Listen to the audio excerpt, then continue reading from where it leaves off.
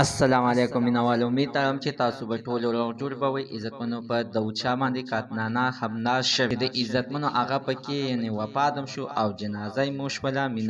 مینوالو مکمل تفصیلات لپاره څه زموږ دا ویډیو تر اخره پورې وګورئ چې تاسو ته پوره معلومات در ورسیږي. دې معلومات نه مخکې زه تاسو ته دا یادګینه وکړم تاسو کو چینل ته مونږ په دې سوپر کلیک چینل کې نوي وئ چینل هم نوي سبسکرایب کړئ. مهرباني وکړئ تاسو زموږ دا سوپر کلیک چینل د سره سبسکرایب کړئ خوا کې سره د ټلۍ نشان ووهئ چې ښه یوه نوې معلوماتي ویډیو تاسو ته په اسانۍ باندې در ورسي. عزتمنو تېره ورځ دغه شانتې په دوچا سره ظلم زیاتی شوی و. دغه حادثه په دوران کې عزتمنو دا په ډزو کې هم لګېدلی و چې د علي شه دعوه ټوله د صدر اکبر خان او په جان حبیب او په زیارت ګل باندې ده. خو درې واړو عزتمنو خپلې خبرې وکړلې او ټول حقیقت یې بیان کړو او ویې ویل چې نه داسې کار موږ هېڅ کړی نه دی کړی.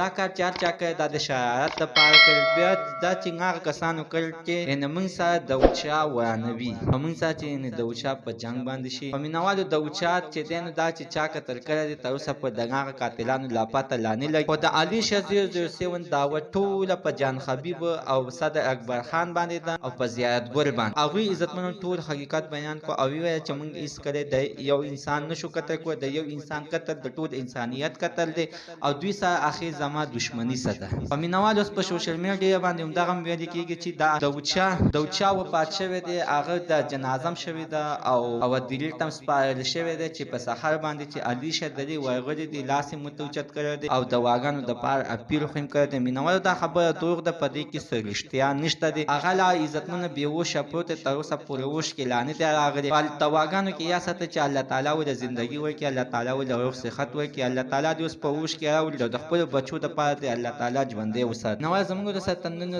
معلومات د دې پورې د نوي معلومات دپاره د سره زموږ دا سوپر کلیک چینل ته سره سبسکرایب کړئ خوا کې ورسره د ټلۍ نشان ووهئ چې ښه یوه نوې معلوماتي ویډیو تاسو ته په اسانۍ باندې در ورسي.